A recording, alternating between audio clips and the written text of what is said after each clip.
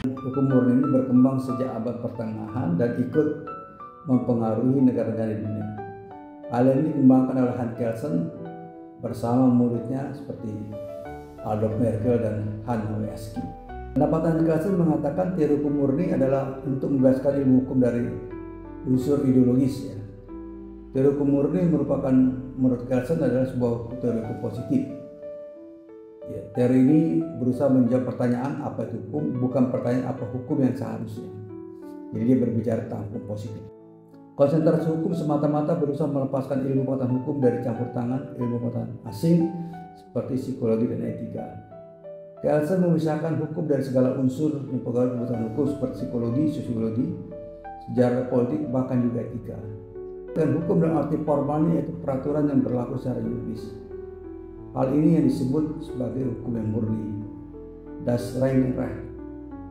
Kemudian Kelsen mengatakan hukum terdapat norma-norma dasar yang harus dianggap sebagai sumber keharusan di bidang hukum, yaitu yang disebut sebagai norma dasar, Grundnorm. Jadi kalau kita pahami Kelsen ini, kita lihat misalnya Grundnorm, undang-undang dasar.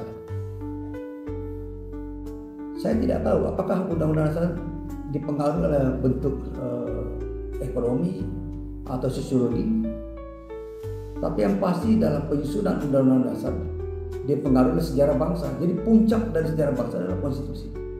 Ya, puncak pemikiran para pendiri bangsa itu adalah konstitusi, seperti di Amerika. Ya. Proklamasinya didahulukan, baru setelah itu menyusun konstitusi.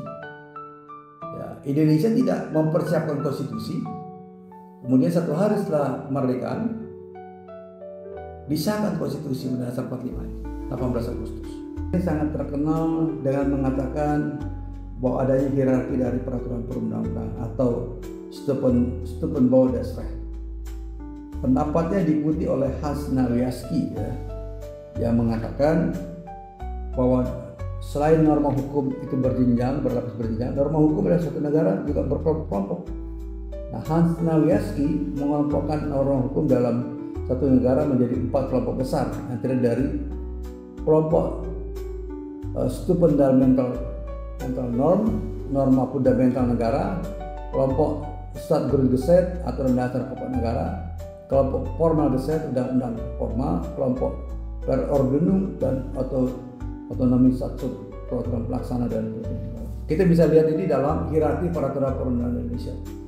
Yang pertama undang-undang dasar, kemudian undang-undang, diikuti dengan peraturan pelaksana lainnya sampai perda.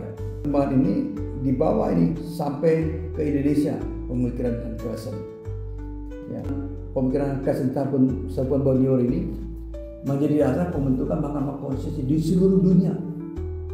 Di seluruh dunia. Bahkan di Amerika yang tidak mengenal judicial review untuk pertama kali, tapi kemudian menggunakan konsep ini bahwa satu undang-undang tidak boleh bertentangan dengan konstitusi. Nah, itu juga menjadi dasar pembentukan Mahkamah Konstitusi di mana-mana dan sekarang berlaku universal.